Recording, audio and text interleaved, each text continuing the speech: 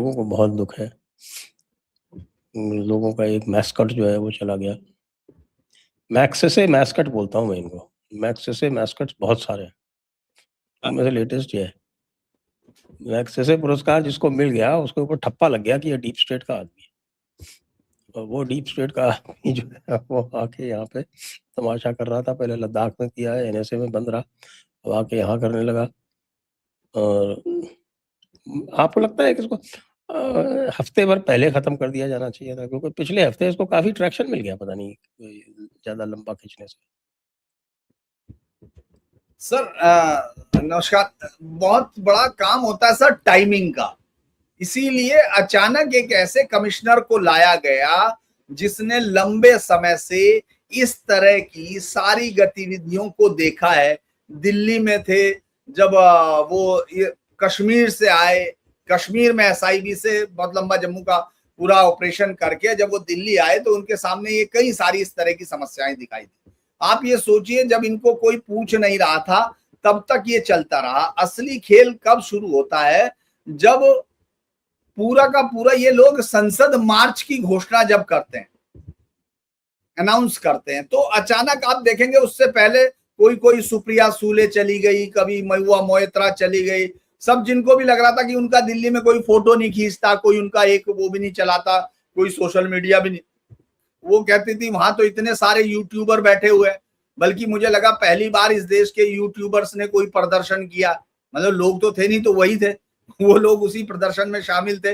अच्छा, पहली बार देश ने ऐसा शास्त्रार्थ आमने सामने देखा कि इधर के भी यूट्यूबर हैं जो राष्ट्रवादी कह रहे और उधर के भी यूट्यूबर हैं जो अपने आप को लिबरल कह रहे, और एक दूसरे के सामने लाइव में झगड़े चल रहे हैं। और पुलिस बेचारी सिर्फ इसलिए घूम रही थी कि इनको आपस में मारपीट ना हो जाए, लोग तो वहां थे नहीं।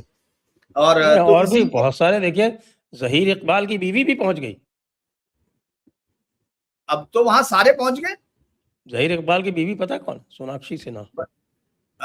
हेलो, जहीर इकबाल की बीवी सोनाक्षी सिन्हा।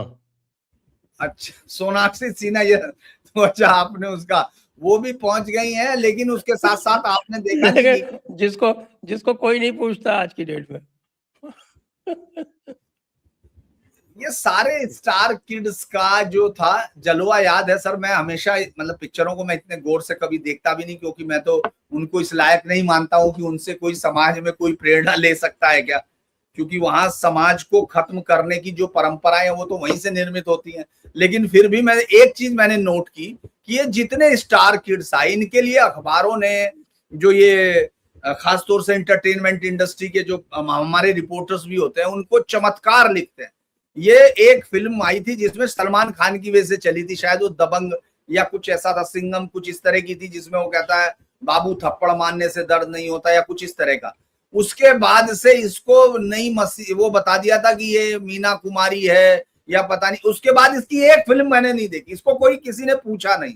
सिर्फ वो एक फिल्म में पैसे दे वे के शत्रुघ्न सिन्हा ने कुछ पैसे दिए कि भाई तुम्हारी फिल्म में हमारी बेटी को ले लो, क्योंकि पैसे हम लगा देंगे कुछ। वो इस तरह के अलावा इनका कोई रोल नहीं होता सोसाइटी में। लेकिन इनके लिए कैमरा टीवी आप देखते होंगे, हम लोग नहीं जानते, लेकिन मैं तो बाद में देखा कि जब मैं एयरपोर्ट पे एक बार जब मुंबई गया तो देखा 60-70 लोग खड़े वहां कैमरे वैमरे लिए। तो मैंने उनसे पूछा कि यार कोई आने वाला क्या? भाई रिपोर्टर, मैं एडिटर हूं, तो मेरे तो दिमाग में सबसे पहला सवाल होगा। उन्होंने कहा नहीं नहीं नहीं, अभी यहाँ से वो जाएंगे ना, अमिताभ बच्चन जाते हैं या कोई भी जाता है, तो हम लोग यहीं रहते हैं।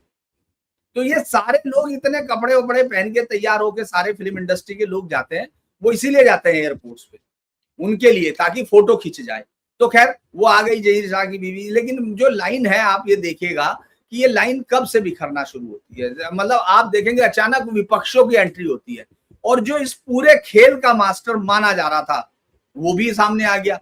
वो भी तुरंत पहुंच गए कि भाई अब अरविंद केजरीवाल, क्योंकि अब 20 तारीख को तो कुछ होगा, क्योंकि उसके पंजाब की बाइट भी नहीं चल रही थी। पैसे इतने दे दिए इसने, सारे चैनलों को ऐड दे दिया, अखबारों को इतना जबरदस्त ऐड है, पहले पेज पे रोज आता है कि पंजाब में फला जगह पे अजनाला में एक छोटी सी नहर का उद्घाटन या जो पानी की टंकी है उसका उद्घाटन करेंगे भगवंत मान। ऐड तो आ रहा है, लेकिन अब इनकी बातचीत दिखाना बंद कर दिया था, तो लिहाजा वो भी पहुंच गया। आपने देखा होगा उसने कहा कि चलो मेरे बच्चे बहुत अच्छा तुमने कर दिया, अब ताली। अब उसको जब वहां से 20 का ये देखा तो मैंने देखा खेल सबसे शुरू हुआ जब राहुल गांधी आए। राहुल गांधी बेचारे देर नहीं करते, उनसे देर हो जाती है। एक गाना आया था फिल्म में कि मैं देर नहीं करता हूं, बस देर हो जाती है। तो वो हर मामले में देर कर देते हैं बेचारे। तो यहाँ जब आए तो उन्होंने कहा 3 हफ्ते बाहर रहेंगे तो देरी होगी ना। हाँ, मैं यही कह रहा हूं कि वो जब आए उनको पता चला यार ये तो मजमा लूट गया। तो उन्होंने कहा कि क्या किया जाए, तो उन्होंने कहा तुरंत भेजो।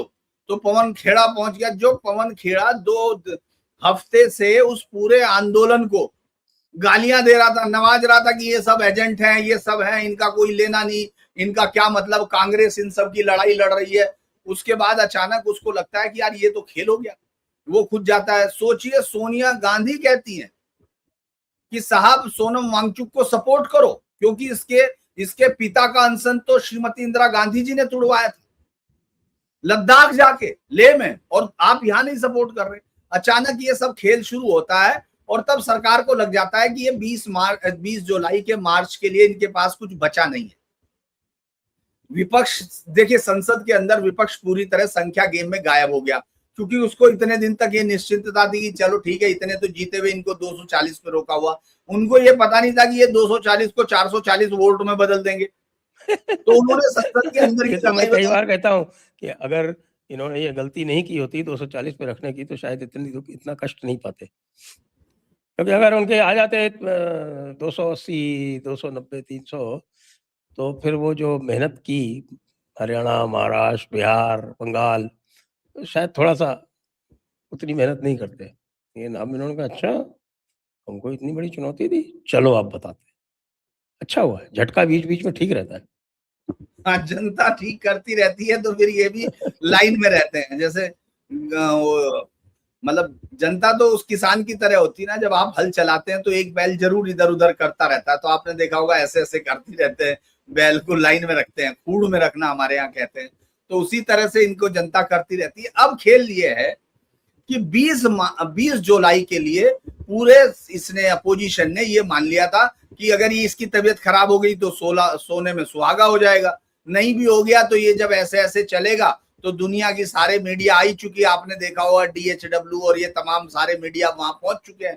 वहां 100 आदमी 200 आदमी नहीं है, कल के बाद तो खैर ज्यादा आ गए। कल के बाद आज संडे भी आ गया और मैं अभी एक इंटरव्यू देख रहा था, बहुत ही इंटरेस्टिंग इंटरव्यू लिया अजीत अंजुम ने। एक और कहा, उसका लाइन ये लिखा कि इस बच्ची को मैं सैल्यूट करना चाहता हूं।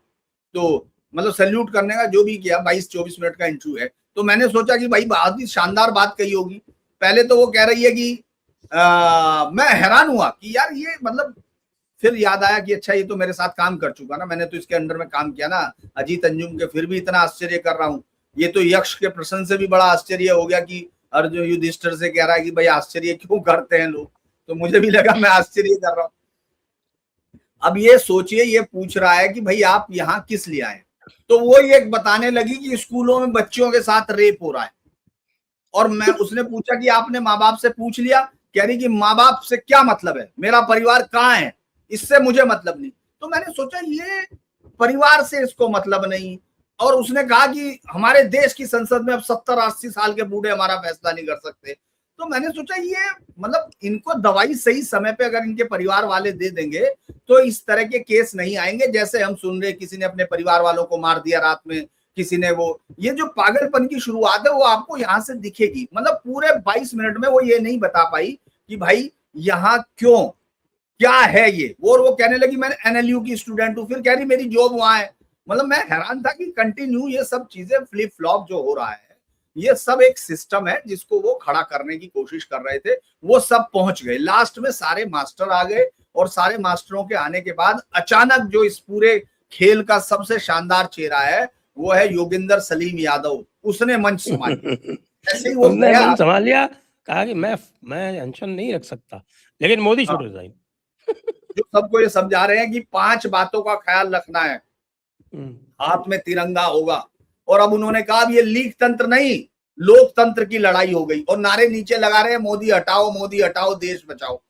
ये शुरू से मैं इसलिए कह रहा कि सब खुल के सामने आ गए। एक हल्की सी बारिश क्या हुई, एक कमिश्नर क्या बदला, पूरा माहौल ही बदल गया।